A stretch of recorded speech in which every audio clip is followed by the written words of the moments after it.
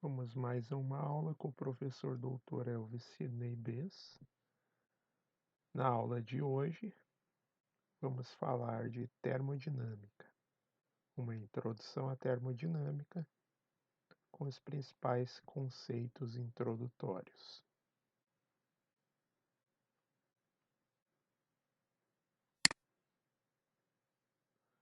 A termodinâmica. O que é a termodinâmica? A termodinâmica é o estudo das transformações da energia. Dois conceitos fundamentais da termodinâmica são calor e trabalho. Mas por que você precisa estudar este assunto? Bem, a termodinâmica explica muitos problemas da química. O conceito central é a energia. Logo, para entender como a energia de um sistema pode ser alterada, você precisa compreender os conceitos de calor e trabalho. Definição inicial necessária é a definição de sistema, vizinhança e universo. As definições de sistema, vizinhança e universo. Para acompanhar as mudanças de energia na termodinâmica, dividimos o mundo por conveniência em duas partes. A região de interesse, como um frasco contendo um gás, uma mistura de reação, uma laranja, um pão, um pedaço de carne, é chamado de sistema. Sistema é aquela porção do universo para o qual voltamos a nossa atenção e o nosso estudo.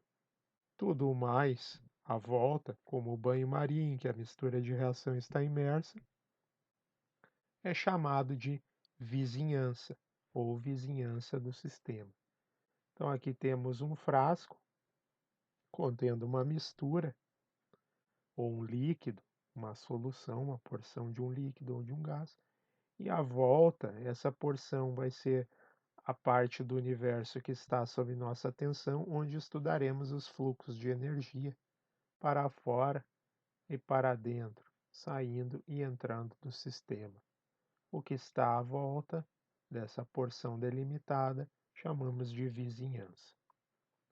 A vizinhança inclui a área onde são feitas as observações sobre a energia transferida para o sistema ou retirada do sistema.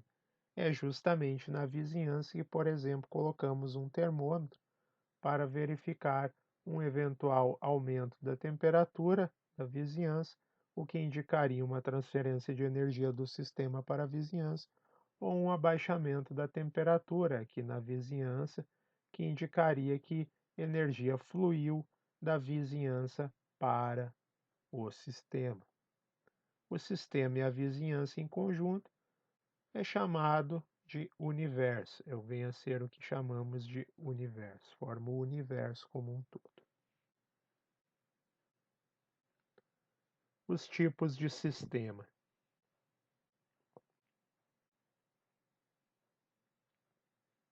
Para fins de estudo da termodinâmica, classificamos o sistemas em três tipos de sistema. Sistemas abertos, sistemas fechados e sistemas isolados. Um sistema aberto, como é o caso aqui do primeiro frasco que está aberto, ele pode trocar energia pode fluir aqui nas paredes do sistema e também a matéria pode ser trocada, pode entrar ou sair quantidade de matéria aqui de dentro desse frasco. Um sistema desse tipo é dito aberto. O sistema aberto pode trocar matéria e energia com a vizinhança. Segundo tipo de sistema é o sistema fechado. Um sistema fechado tem uma quantidade fixa de matéria. A matéria não pode sair daqui de dentro, pois temos uma tampa que mantém esse sistema aqui fechado. Então, o sistema fechado tem uma quantidade fixa de matéria, mas nas paredes dele aqui eu posso trocar energia com a vizinhança. A energia pode entrar e pode sair através das paredes do sistema. Mas a matéria que está aqui dentro, ela está confinada, está presa a porção de matéria aqui dentro. Terceiro tipo de sistema é o sistema do tipo isolado. Um sistema isolado não pode trocar nem matéria nem energia. As paredes dele, são paredes que não permitem a troca de energia. E também não há troca de matéria, pois o recipiente é totalmente fechado, então nenhuma matéria deixa o ambiente, bem como nenhuma energia. Um exemplo de sistema isolado, de maneira ideal, seria uma garrafa térmica. Uma garrafa térmica com tampa, fechado, onde não sairia matéria e nem energia de dentro dessa garrafa térmica.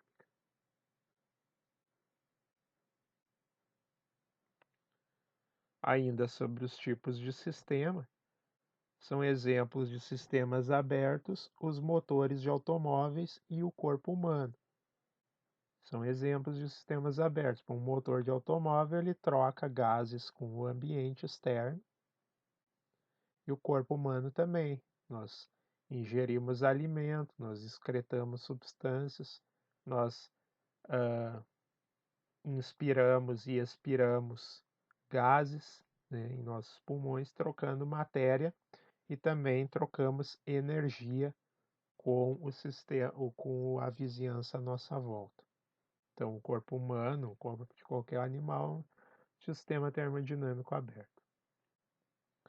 São exemplos de sistemas fechados, por exemplo, uma bolsa de gelo usada no tratamento de lesões de atletas, aquelas bolsas de gelo que a gente usa para aplicar gelo em contusões, em lesões. Um outro sistema isolado, um sistema isolado é considerado completamente selado por paredes isolantes térmicas, tá? O sistema, então, ele é isolado quando, inclusive, as paredes isolam ele da transferência de calor. Uma boa aproximação de um sistema isolado é o café quente dentro de uma garrafa térmica, como eu falei no exemplo. Em termodinâmica, o universo é formado por um sistema e sua vizinhança. Um sistema aberto pode trocar matéria e energia com a vizinhança. Um sistema fechado só pode trocar energia, enquanto que um sistema isolado não troca nem matéria nem energia, não pode trocar nada.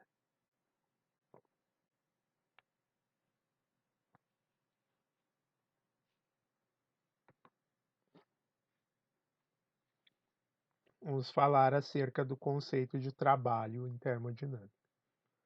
A propriedade mais fundamental da termodinâmica é o trabalho. O trabalho é o processo de realizar movimento contra uma força oposta a esse movimento. Todas as formas de trabalho podem ser consideradas equivalentes ao trabalho efetuado quando um peso é levantado contra a força da gravidade. Então, nesse caso, quando levantamos um peso, o deslocamento desse peso ao longo da força de gravidade está sendo então realizado um trabalho. A reação química em uma bateria realiza trabalho quando empurra uma corrente elétrica em um circuito, pois a corrente pode ser usada para movimentar um motor elétrico, que por sua vez eleva um peso contra a força de gravidade. Portanto, tudo pode ser resumido de uma maneira ou de outra acoplada para levar à mesma realização do trabalho exemplar de se levantar um peso contra a força de gravidade. De uma maneira ou de outra, a gente sempre pode resumir um trabalho. Por exemplo, um motor a combustão de um carro pode ser acoplado a uma roldana que, por sua vez, vai erguer um peso também em relação ao chão. Portanto, tudo pode ser medido em termos do levantamento de um peso, que é um trabalho que a gente pode calcular de forma ideal usando os princípios da física.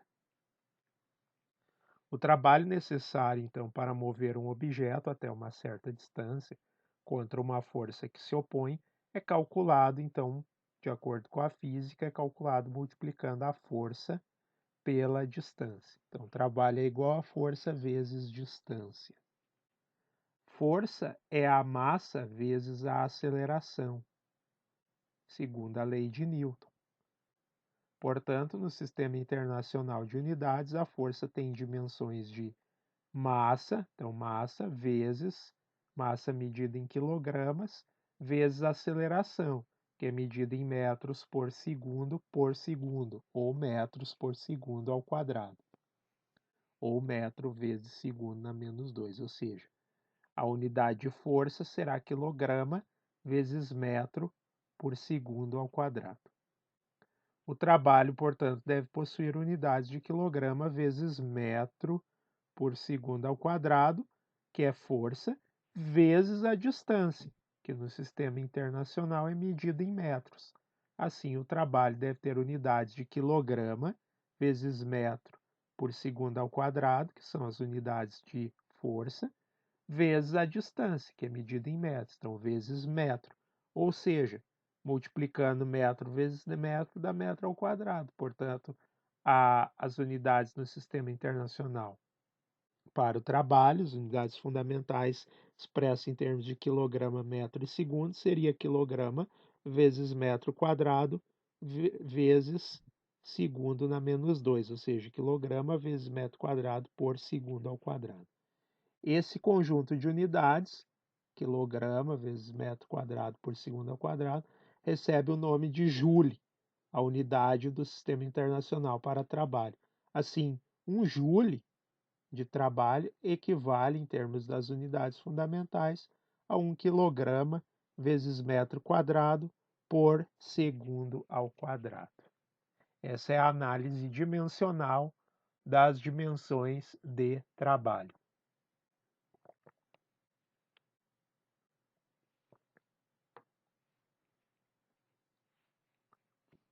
A energia, conceito fundamental da termodinâmica.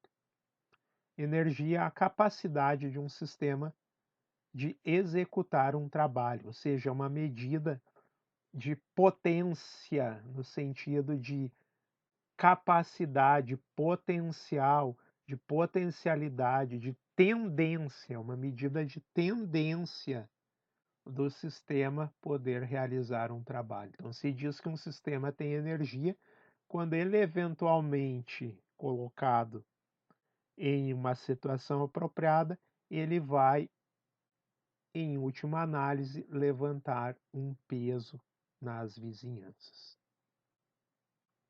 Se um sistema pode executar muito trabalho, dizemos que ele tem, então, muita energia. Então, ter energia, um sistema ter energia, diz, se está afirmando que esse sistema que, uma vez liberado para praticar esse trabalho, para executar esse trabalho, ele executará esse trabalho. Então, o sistema tem muita energia se ele tiver, então, muita capacidade, de uma vez liberada, essa capacidade de executar muito trabalho. Um gás quente e comprimido pode realizar mais trabalho do que o mesmo gás quando sofreu uma expansão e esfriou. Logo, se diz que um sistema desse tipo tem mais energia no começo do processo, ou seja, tem mais energia enquanto o gás está quente do que ao final do processo, quando ele já expandiu e esfriou, realizando então um trabalho. Um outro exemplo é uma mola comprimida, né, que consegue realizar mais trabalho do que uma mola que já esteja distendida, o que significa que a mola comprimida tem mais energia, então ela está armazenando energia potencial que, uma vez liberada, a mola liberada de suas restrições, ela poderá então erguer eventualmente um peso, realizando então trabalho. Quando um sistema executa trabalho na vizinhança, sua capacidade de executar trabalho se reduz e dizemos que sua energia diminuiu. Se o trabalho é realizado sobre um sistema, como ao comprimir uma mola, aumentamos sua capacidade de executar trabalho e, portanto, podemos dizer que sua energia aumentou.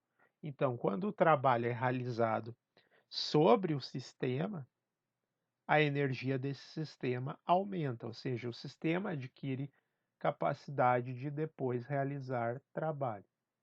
Se o sistema realiza trabalho nas suas vizinhanças, ele libera energia, ou seja, ele transforma essa capacidade de realizar trabalho em trabalho realmente executado, e com isso a energia que ele tinha armazenada é transformada no trabalho e sua energia interna, portanto, diminui. Falando em energia interna, esse é um conceito importante. O conceito de energia interna na termodinâmica. O que vem a ser a energia interna? Bom, a energia interna é o conteúdo total de energia de um sistema e chamamos esse conteúdo, então simbolizamos pela variável U maiúscula, símbolo U maiúsculo, a grandeza U maiúscula. O conteúdo total de energia de um sistema é chamado de energia interna. Bom, nós não podemos medir o valor absoluto da energia interna de um sistema, porque ele inclui as diversas energias de todos os átomos, de seus elétrons, de todas as partículas, os núcleos que estão ali compondo aquela porção de material. O melhor que podemos fazer é medir variações de energia. Como é que a gente descobre essas variações de energia? Verificando justamente nas vizinhanças do sistema se pesos foram elevados ou pesos foram abaixados.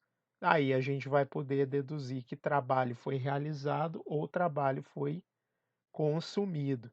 Então a gente vai poder detectar se poder medir se houve variação na energia do sistema através do que acontece nas suas vizinhanças.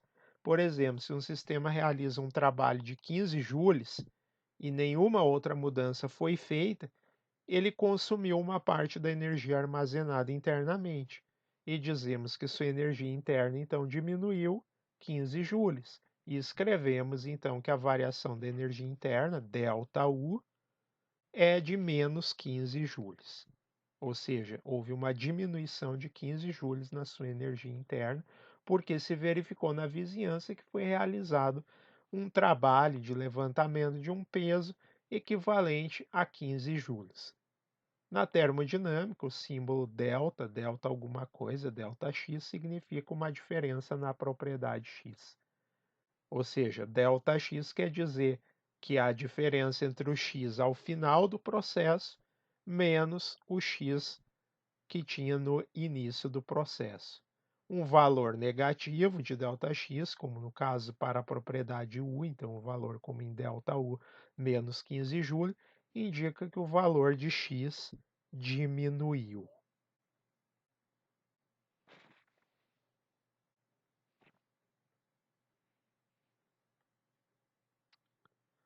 A ligação, então, que existe entre energia interna e o trabalho. O conteúdo total de energia de um sistema é chamado de energia interna U.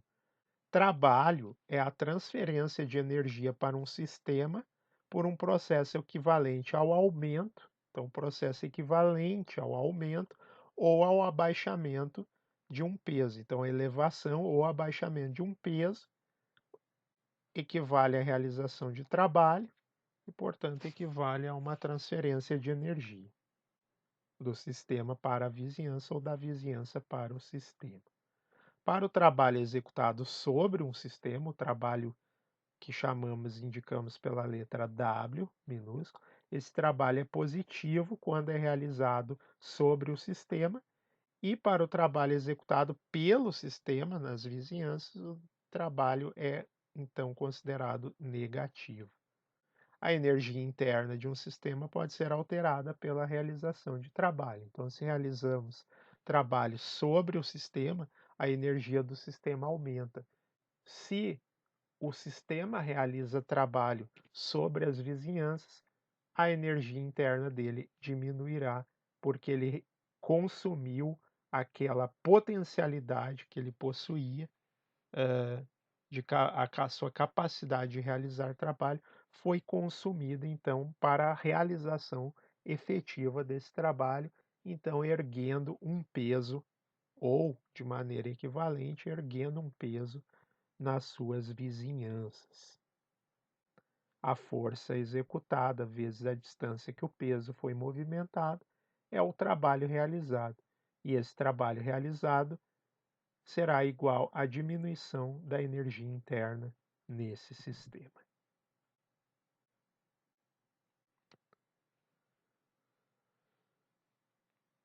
Um sistema pode realizar dois tipos de trabalho: o trabalho de expansão,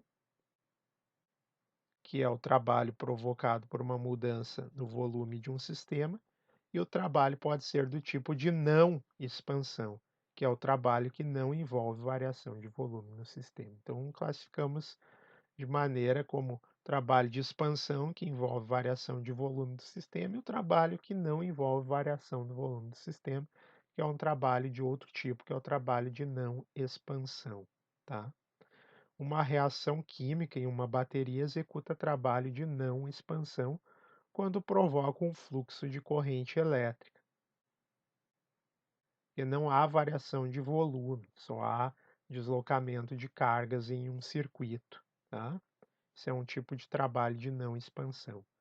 O corpo humano também executa trabalho de não expansão quando se move. Então a gente caminha, a gente está se deslocando, né, realizando força e deslocamento, porém não está havendo nenhum tipo de variação expressiva de volume. O exemplo mais simples de trabalho de expansão, o caso de expansão, é dado por um gás em um cilindro equipado com um pistão, por exemplo, uma bomba de encher bola, uma bomba de encher pneu. É o típico exemplo de equipamento que usamos para realizar, então, deslocamento de gás com o deslocamento de um pistão. E isso é um caso de trabalho de expansão. Pressão externa que age na face externa do pistão fornece a força que se opõe a essa expansão do gás.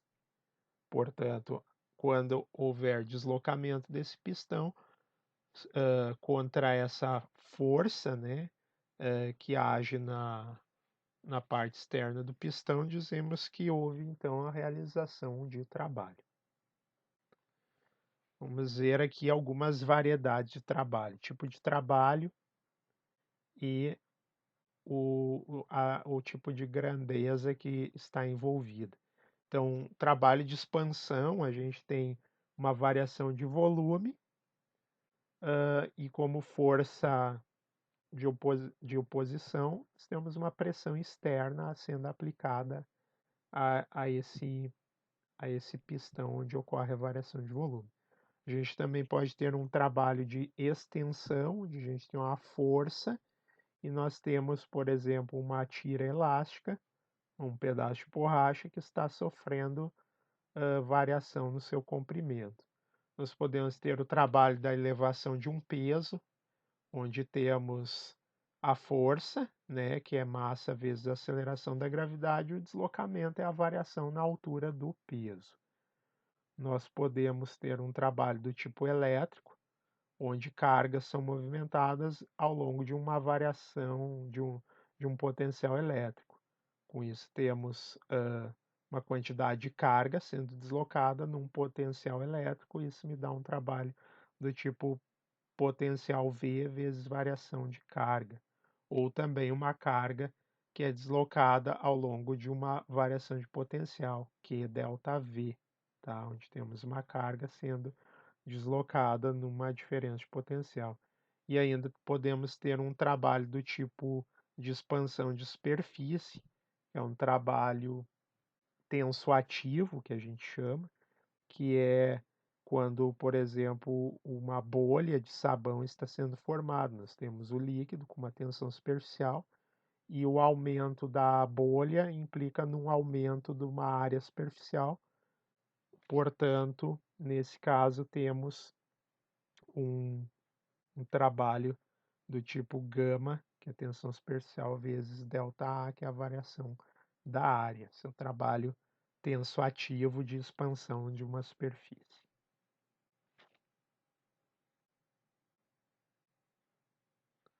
Vamos estudar aqui o tipo de trabalho, um dos tipos de trabalho mais simples, que é o trabalho de expansão.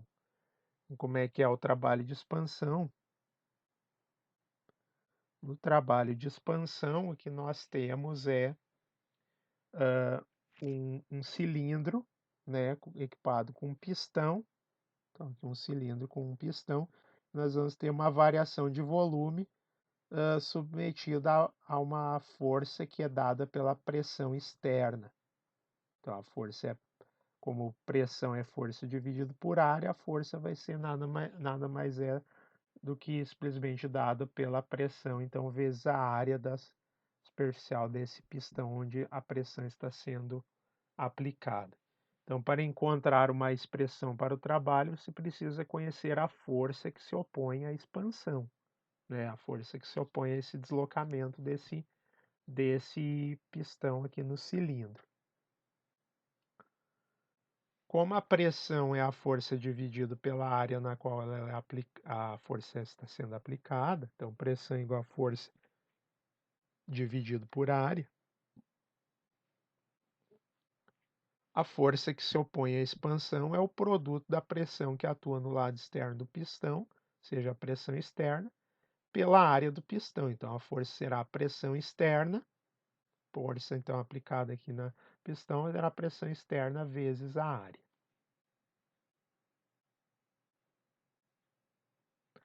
Então, o trabalho necessário para levar o pistão a uma distância d é, portanto, então, trabalho, vamos chamar trabalho de W, trabalho é igual a força vezes a distância, como definimos a partir da física. Então, trabalho é força vezes a distância. Mas o que é a força? Bom, a força é a pressão externa vezes a área. Então, substituindo aqui no lugar de força, pressão externa vezes a área, nós vamos ter que o trabalho W é a pressão externa na parte externa do pistão, vezes a área, vezes a distância. Mas o que é área vezes distância? O que é essa área vezes essa distância aqui que o pistão moveu? A área vezes a distância. A área da base aqui vezes a distância é o volume. Então, é a variação de volume que houve com a movimentação do pistão. Portanto, essa parte aqui, a área vezes a distância, nada mais é que corresponde a, com essa variação da distância, ocorre essa variação aqui de volume, dada justamente por área vezes a distância. Então, a gente pode substituir área vezes a distância por variação de volume. Portanto, o trabalho é menos a pressão externa vezes variação de volume. Por que que aparece esse sinal de menos aqui? Magicamente aparece esse sinal de menos. Por uma convenção. A gente vai dizer que quando ocorre uma expansão, o trabalho realizado então é negativo. Por quê? Porque ele diminui a energia do sistema. Então, essa é a nossa convenção. Outros livros vão trazer uma convenção positiva. A gente vai trazer uma convenção negativa, de forma que quando a variação do volume for positivo, ocorre então realização do trabalho do sistema na vizinhança e a energia interna do sistema vai diminuir, certo? Então, por isso esse sinal negativo aqui, para compensar o sinal da variação de volume. Quando a variação de volume for negativa, ou seja, quando ocorrer uma compressão, negativo com negativo vai dar positivo, e o trabalho será positivo na compressão, porque nós convencionamos dizer que o trabalho de compressão é aquele trabalho que aumenta a energia interna do sistema, portanto, é um trabalho que faz crescer a energia interna do sistema, portanto, esse que deve ser o trabalho do tipo positivo, ok? Então, pela convenção de sinais que estamos adotando, o trabalho é negativo quando ocorre uma expansão, um aumento de volume, e positivo quando ocorre uma compressão do sistema, uma diminuição do volume, ou seja, o sistema vai ter seu volume diminuído e é como uma mola que é pressionada, a sua energia interna vai aumentar, ou seja, ele vai ter uma capacidade de, uma vez liberado, ele liberar essa energia na forma de trabalho na vizinhança. Então, com uma diminuição da sua energia interna. Assim, com essa definição de trabalho de W como sendo menos a pressão externa vezes ΔV, o que temos então é que o trabalho será positivo, será maior que zero se a variação do volume for negativa, ou seja, se houver uma compressão do sistema, se o volume diminuir, se eu pressionar aqui o pistão sobre o sistema, o trabalho será negativo se a variação de volume for positiva, ou seja, se houver uma expansão, o trabalho será dito que é negativo, caso que com ΔV positivo, positivo com esse sinal negativo, o trabalho será negativo. E o trabalho será zero, ou se em dois casos, se não houver variação de volume, ou se a pressão externa aplicada aqui também for igual a zero, ou seja, não tiver nenhuma pressão sendo aplicada sobre o sistema.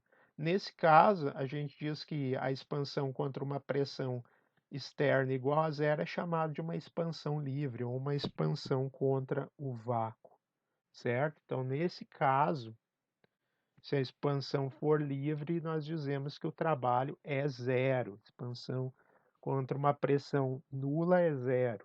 Ou então, quando o sistema é rígido, é um sistema completamente de paredes rígidas que não permite variação de volume nenhum. Nesse caso, também não será possível a realização de trabalho. O trabalho será zero.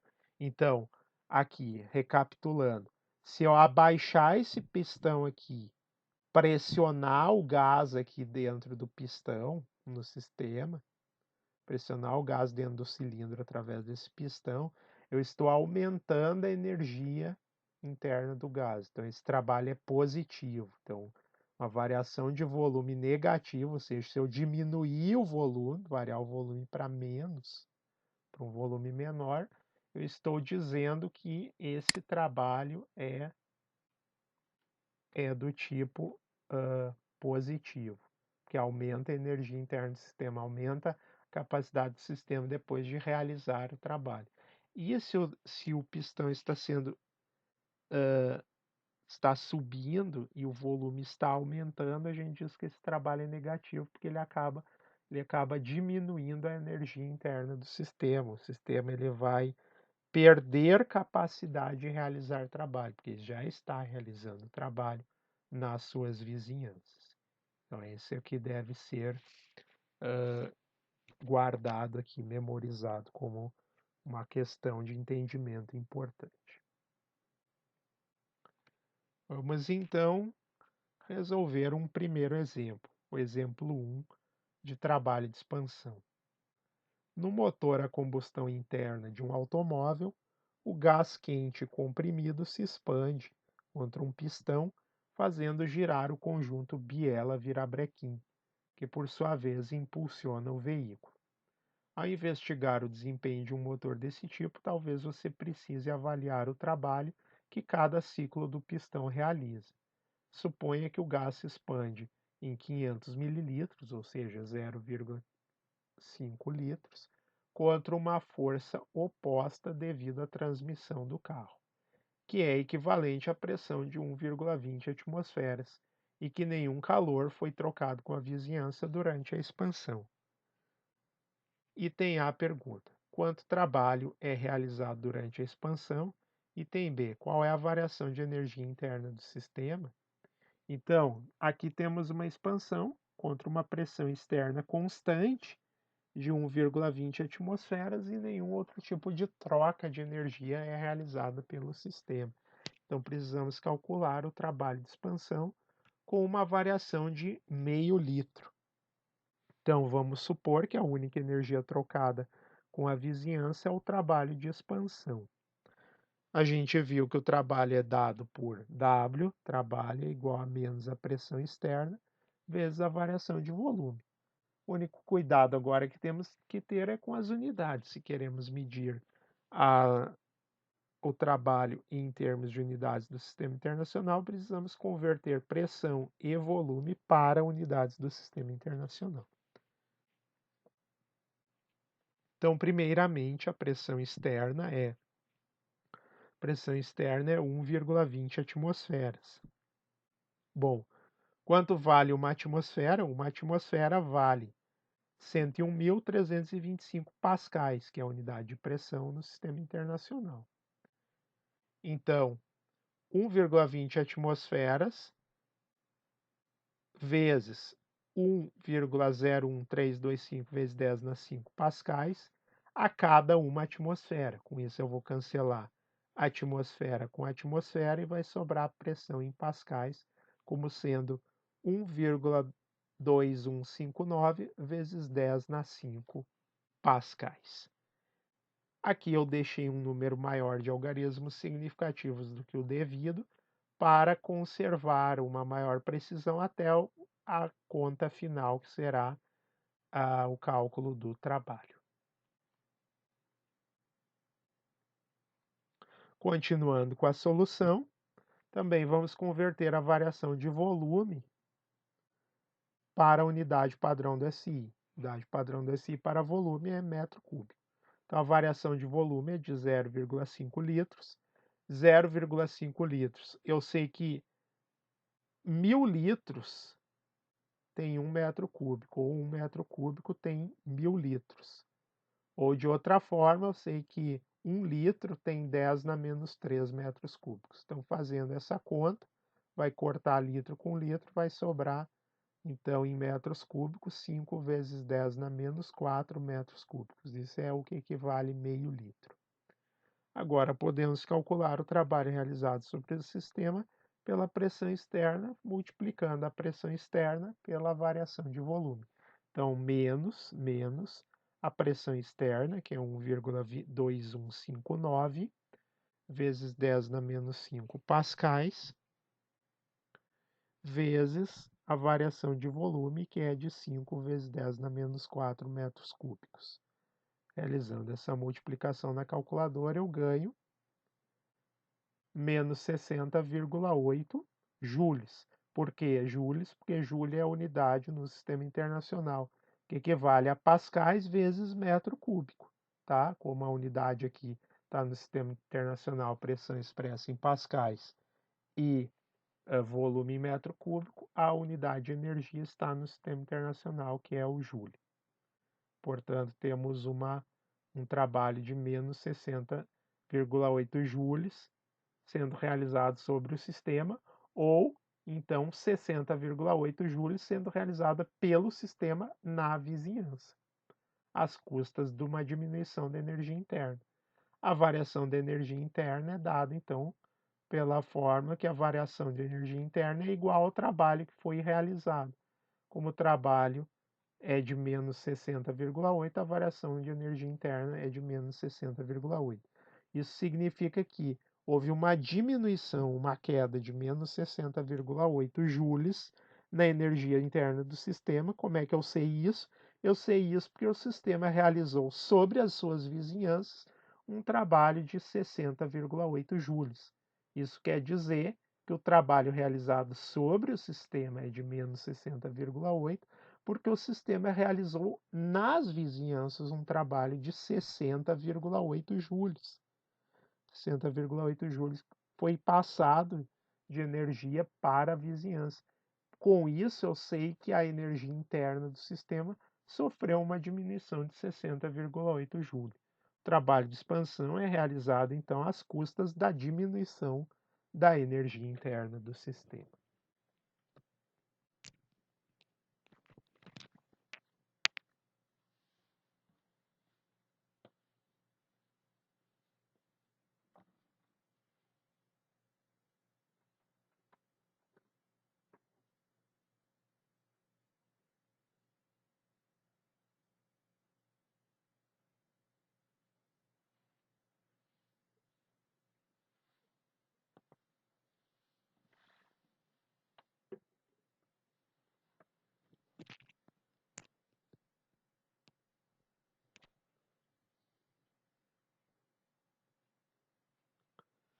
Vamos ver agora o trabalho de expansão reversível.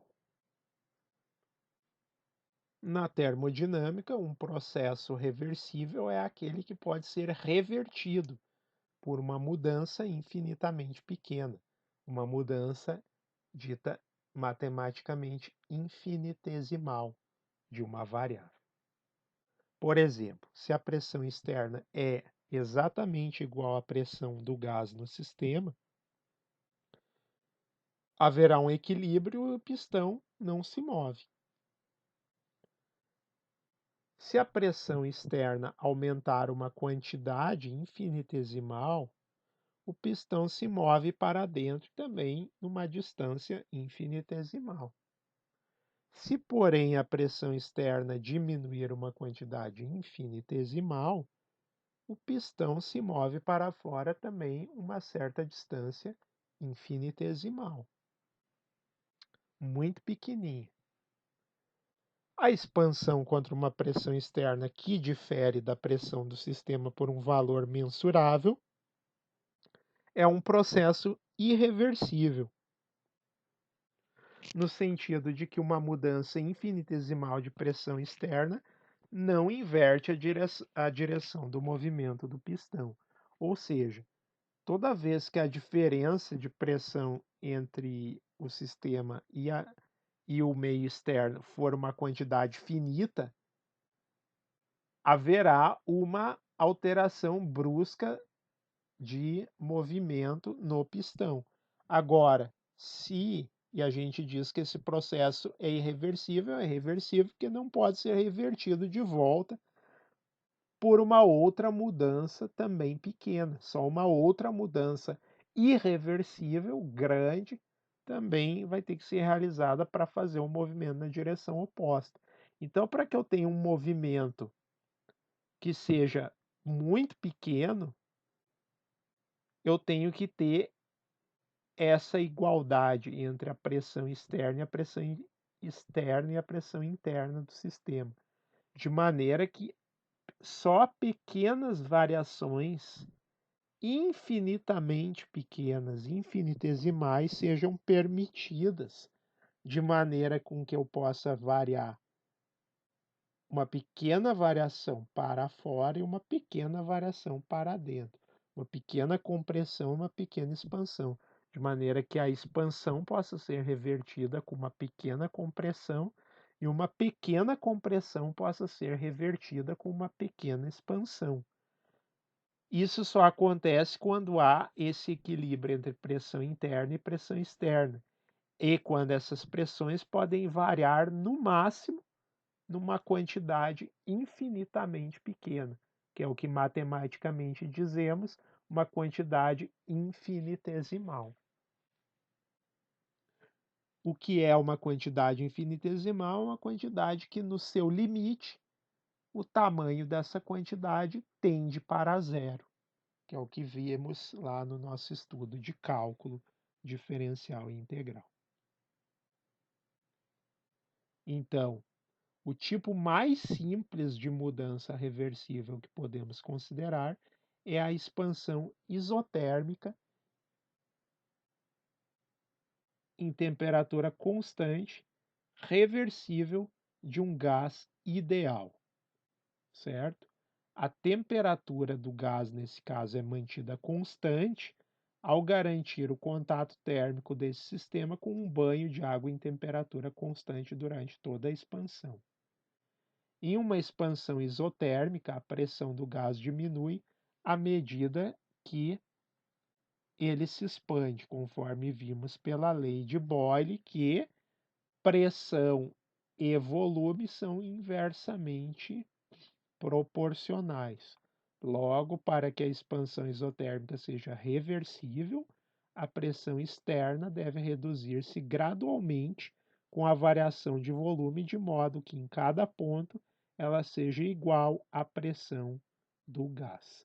Então, aqui eu tenho a figura, eu tenho que ter uma pressão externa e a pressão do gás combinado em equilíbrio muito próximo, de maneira com que somente pequenas variações na pressão externa, variações muito pequenas, infinitesimais, tá?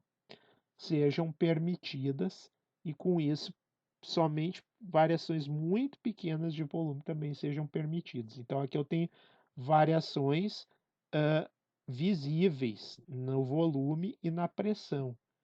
Eu tenho que levar esse processo a um limite, de maneira com que esses retângulos aqui, com que essas tiras que têm uma largura ΔV e uma diferença de altura ΔP se reduzam a zero, tá? Se reduzam a um valor infinitamente próximo de zero. Então, para calcular o trabalho, é preciso levar em conta a redução gradual da pressão externa e, em consequência, a força contrária que muda. Então, aqui eu tenho o gráfico de um gás submetido a uma pressão externa com uma determinada pressão interna, e eu tenho que o volume variando e eu vou monitorando a pressão, mantendo-se a temperatura constante. Então, o que eu vou ter? Essa curva nada mais é do que a lei de Boyle, que diz que a pressão é inversamente proporcional ao volume, ou seja, que pressão vezes volume é igual a uma constante. E eu tenho aqui a função correspondente, a curva correspondente à lei de Boyle, que é o que a gente chama de uma isoterma, tá? Então, essa curva é uma isoterma. Então, quando eu tiver o gás sofrendo uma expansão ou compressão isotérmica, ele se mudará de estados ao longo dessa mesma curva, de maneira com que pressão vezes volume se mantenha constante, ou seja, que a pressão seja uma constante vezes o inverso do volume. Esse aqui nada mais é do que uma hipérbole que é dada pela lei de Boyle. Então, os estados sucessivos de pressão e volume estarão todos aqui sobre essa curva, certo? Então, aqui eu tenho mudanças finitas de volume e mudanças finitas de pressão. Se eu considerar um sistema realmente sofrendo uma mudança reversível, eu vou ter que levar ao limite na qual essa variação de pressão aqui e essa variação de volume aqui seja reduzida a zero, de maneira que a largura desses retângulos aqui, que compõem a sucessão de variações de volume e pressão, seja levado a zero. Então, a variação de volume seja levado a zero, a uma largura próxima de zero, com limite zero, ou seja, de dimensões infinitesimais. Então, para calcular o trabalho da expansão isotérmica reversível de um gás, vamos considerar a expansão como uma série de etapas infinitesimais, cada uma ocorrendo em uma pressão ligeiramente inferior à anterior. Então, aqui eu desço um pouquinho na pressão, um pouquinho na pressão, um pouquinho na pressão, um pouquinho na pressão, e vou diminuindo aos poucos a pressão e vou variando o volume. Então, o ponto de partida é a equação para o trabalho escrita para uma variação infinitesimal de volume. Então, se a variação de volume aqui for infinitesimal, ou seja, for um ΔV no limite tendendo a zero, que a gente vai chamar de dV, ou seja, um ΔV muito pequenininho, quando eu tiver um ΔV infinitesimal, no lugar do W, eu vou ter também um trabalho infinitesimal, que é o trabalho resultante só desse deslocamento ΔV aqui, com essa pressão constante aqui.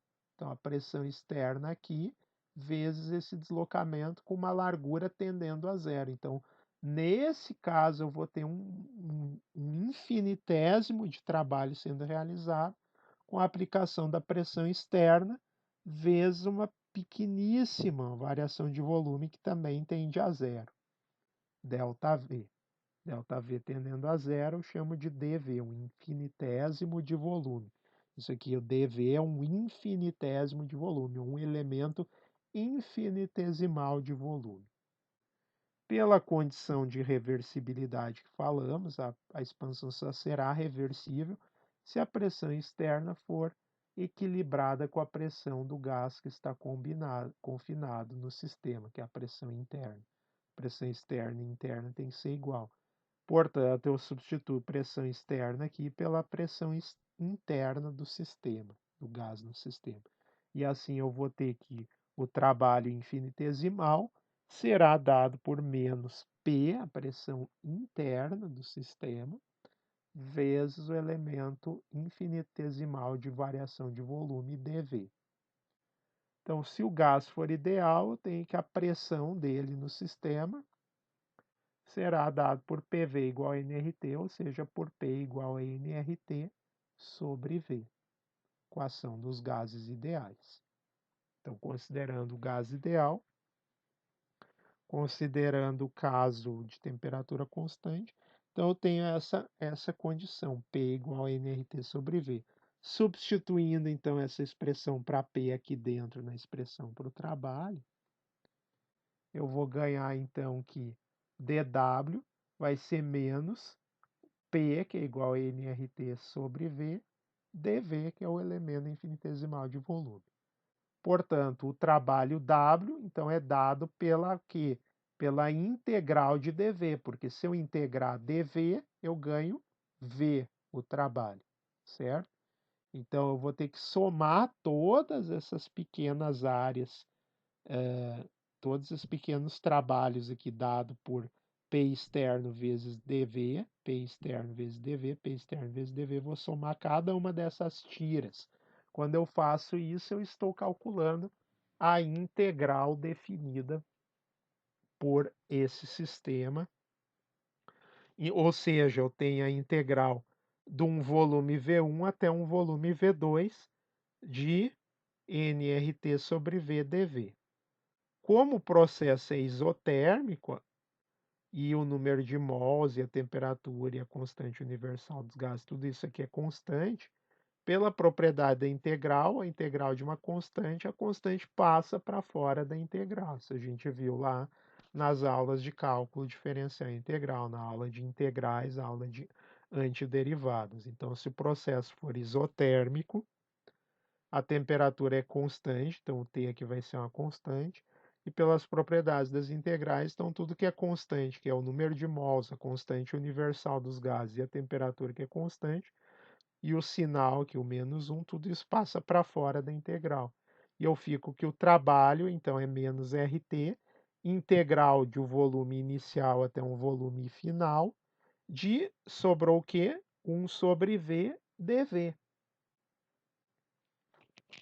Então, se eu calcular essa integral aqui, eu vou ter o trabalho realizado entre dois volumes numa expansão isotérmica irreversível, reversível de um gás ideal. Assim, eu tenho, então, a integral, ficou W, trabalho, é igual a menos nRT, integral de V1 até V2, do volume inicial 1 até o volume final 2, de 1 sobre V dV. Mas a gente, então, tem que calcular, procurar a função que derivando, lembra a aula de integrais, a função que derivando dá 1 sobre V. Isso será a antiderivada, então será a integral que responde a esse problema de integração. A gente sabe que como derivando o logaritmo de V em relação a V, dá 1 sobre V, ou o logaritmo de x em relação a x é 1 sobre x, então não interessa a variável que eu tenho aqui, no caso eu tenho volume, então eu sei que a derivada da função logaritmo em relação à variável dá o inverso da variável, então derivada do logaritmo do volume em relação ao volume é 1 sobre V, portanto, segue que a antiderivada, ou seja, a função que derivando dá 1 sobre V, é a função logaritmo de V. Segue, então, que W é menos nRT, integral de V1 até V2 de 1 sobre V dV. Isso vai dar a integral definida, então vai dar menos nRT, logaritmo, que é a antiderivada de 1 sobre V, logaritmo aplicado em V2 menos logaritmo aplicado em V1. Ora, pelas propriedades dos logaritmos, eu sei que logaritmo da diferença é igual ao logaritmo do quociente. Portanto, essa expressão nRT logaritmo de V2 menos logaritmo de V1 equivale a menos nRT nRT, número de mols vezes constante universal dos gases vezes a temperatura absoluta, vezes logaritmo da diferença equivale ao logaritmo do quociente. Então, fica logaritmo de V2 sobre logaritmo de V1. Assim, nós temos, então, que o trabalho realizado sobre o sistema numa expansão isotérmica reversível de um gás ideal é dado pela expressão menos nRT logaritmo de V2 sobre V1, em que N é a quantidade de mols de gás contida no sistema, R é a constante universal dos gases e T é a temperatura absoluta do sistema expressa em kelvins, logaritmo natural, V2 volume final, V1 volume inicial. O que nós podemos concluir aqui? Então, que o resultado importante do cálculo é que uma integral definida de uma função entre dois limites, V1 e V2, nada mais é do que a área sob a curva, né, da função, no caso aqui a função 1 sobre V, que é a lei de Boyle.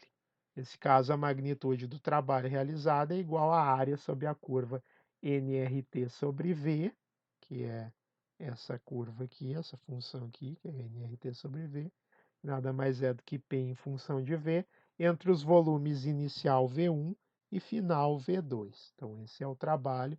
Então, essa é a área que em laranja é a área sobre essa curva, tá? Curva nRT sobre V, que é a curva da lei de Boyle para o gás ideal, e a área sobre a curva, então, é dada pela integral.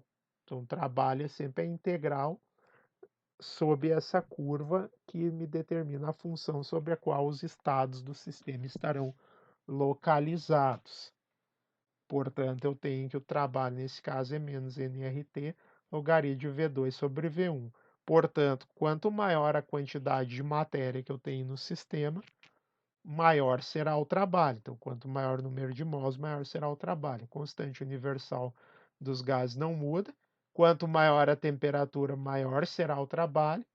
E quanto maior a diferença entre os volumes final e inicial, será a distância nesse intervalo, maior será essa área, portanto, maior será o trabalho realizado. Então, para um dado volume inicial V1, né, para dado volume inicial V1, mais trabalho é feito quando a temperatura é alta do que quando ela é baixa. Então, quanto maior a temperatura absoluta, maior o trabalho será realizado. Para um dado volume e quantidade de moléculas, uma temperatura alta corresponde a uma pressão alta de gás. E a expansão se dá contra uma força oposta maior, logo deve executar mais trabalho. Então, quanto maior a temperatura, maior a pressão, portanto, maior a força de expansão, maior é o trabalho executado. Mais trabalho de expansão também é executado se o volume final é muito maior que o volume inicial. Ou seja, se esse intervalo aqui for maior, quanto maior esse intervalo, maior também será essa área aqui. Maior o trabalho também. Se a pressão externa aumentasse infinitesimalmente em qualquer momento da expansão, o pistão iria mover-se para dentro e não para fora. Logo, o trabalho executado durante a expansão reversível de um gás é o trabalho de expansão máximo possível. Esse ponto geral é muito importante. O trabalho máximo é realizado em um processo que ocorre de forma reversível, certo? Então, justamente esse trabalho, ele, ele é o maior possível comparando, então, entre o trabalho contra uma pressão externa constante. Então, se a pressão externa é constante, o que eu vou ter?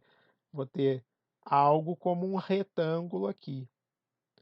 Enquanto que se a pressão segue essa curva aqui da isoterma, ela é sempre a maior possível. Ou seja, se eu pegar aqui, ó, a pressão correspondente a esse estado final e manter ela constante durante toda a transformação,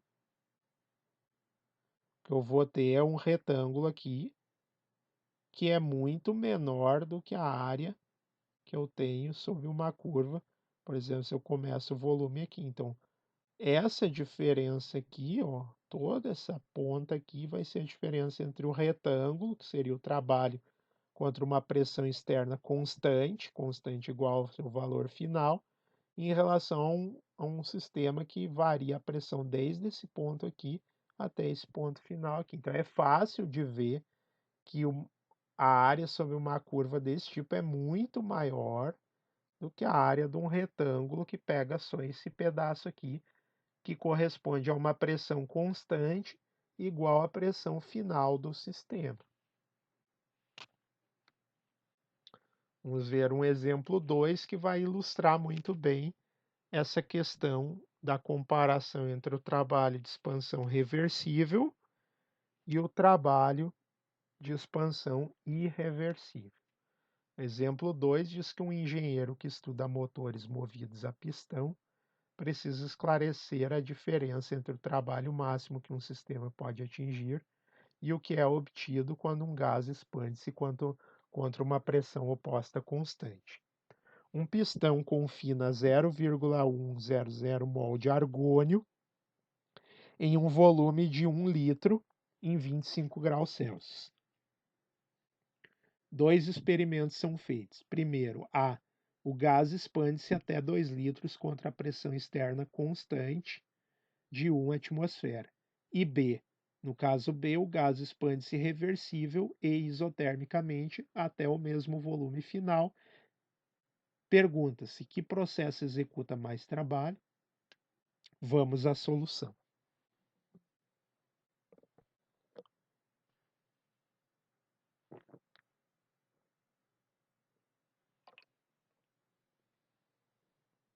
Então, no item A,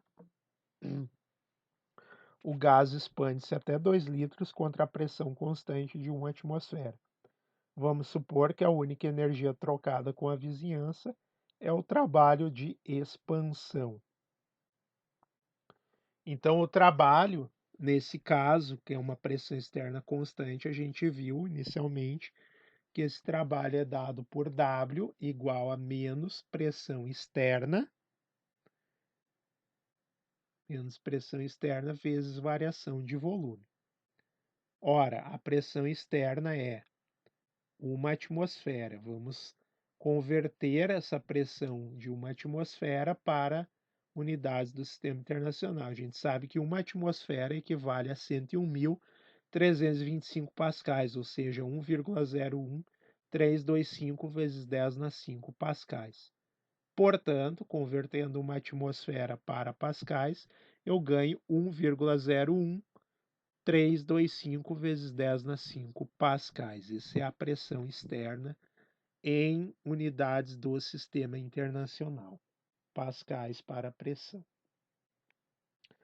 Continuando a solução, também vamos converter a variação de volume para a unidade padrão do sistema internacional SI. Temos que a variação de volume, ΔV, é igual a, então, volume final, 2 litros, menos volume inicial, 1 litro. 2 menos 1, 1 litro.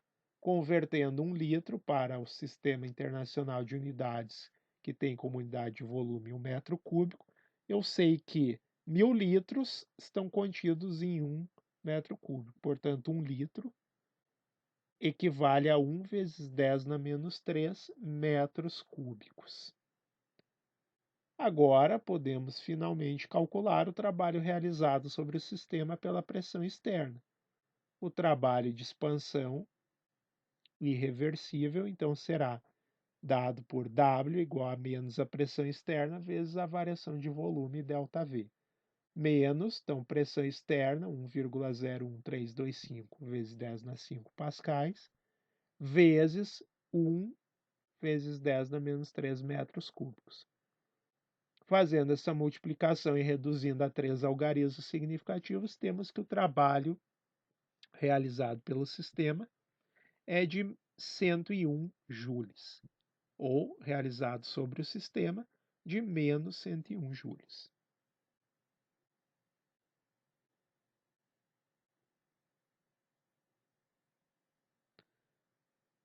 esse é o trabalho de expansão irreversível. Agora vamos no item B, calcular o trabalho de expansão reversível. Então, no item B, o gás expande-se reversível e isotermicamente até o mesmo volume final, ou seja, o volume de 2 litros. Neste caso, utilizamos a expressão para o trabalho reversível, que foi deduzida por último como sendo dado por W é igual a menos nRT logaritmo do volume final V2 sobre o volume inicial V1.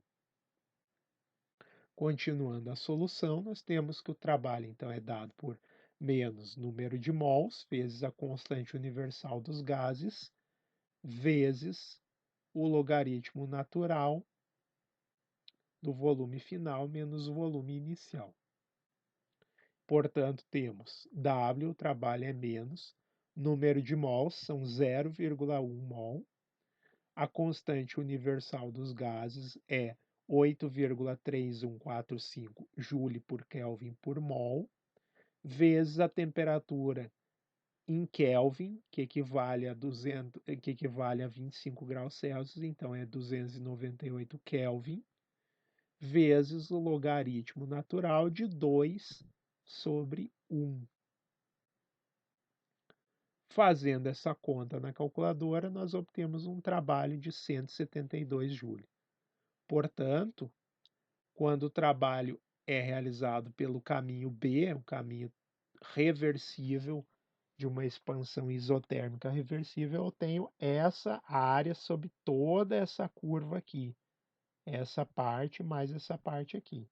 Quando eu tenho o trabalho realizado no caminho A, eu tenho aqui a pressão constante. Então, eu tenho só essa área achurada aqui do retângulo. Essa área achurada do retângulo me produziu uma área de 101 joule, certo? 101 joule.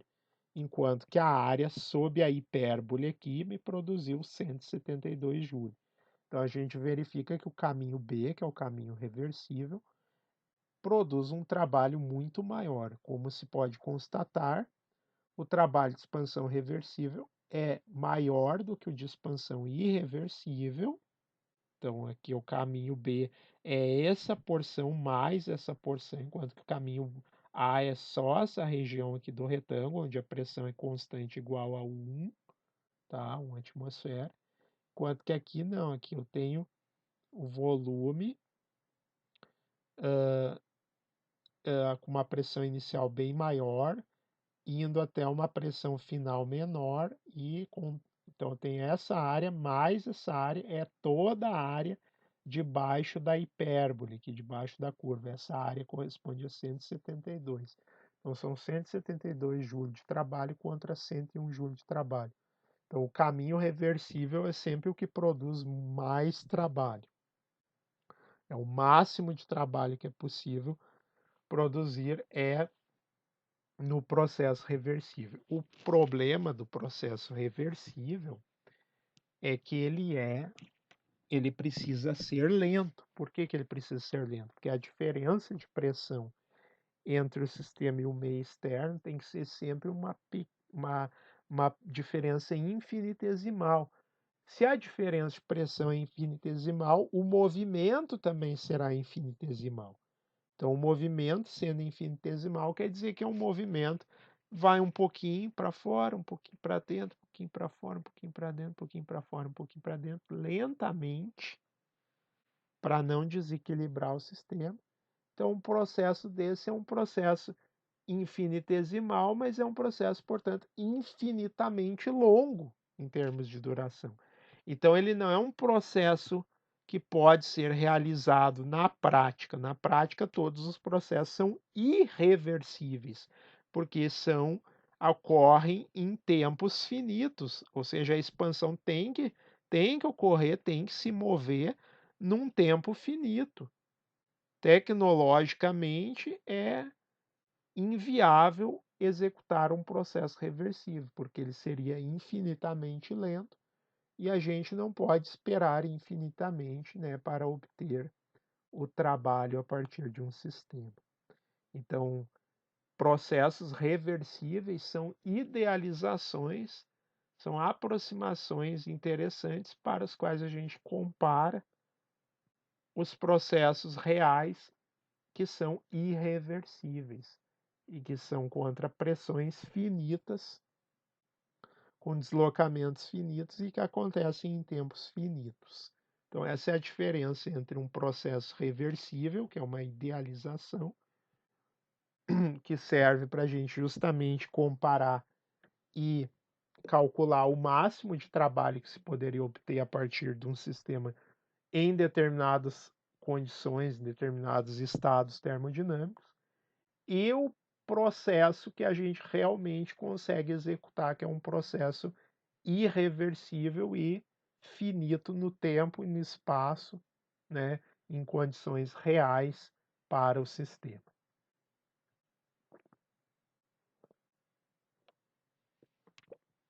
Então, eu espero que essa aula tenha sido útil para você. Se você gostou dessa aula, gostou das explicações, deixe o seu like no vídeo, se inscreva no canal, compartilhe essas aulas com os seus amigos, com seus colegas, pois eles podem estar precisando, especialmente nesse momento de confinamento, né, que estamos enfrentando nesse ano, onde as aulas são remotas e muitas pessoas estão procurando por conteúdos úteis de aprendizado, né, disponibilizados na internet. Siga o meu canal, se inscreva no meu canal, muito conteúdo bom. Assista os outros vídeos com dicas também de carreira, outras áreas de conhecimento. Pode ser muito útil para a sua carreira, para o seu desenvolvimento pessoal. Espero revê-los em outra aula. Continuem seguindo o canal. Se tiverem alguma dúvida, façam perguntas nos comentários, responderei conforme for possível atender a todos.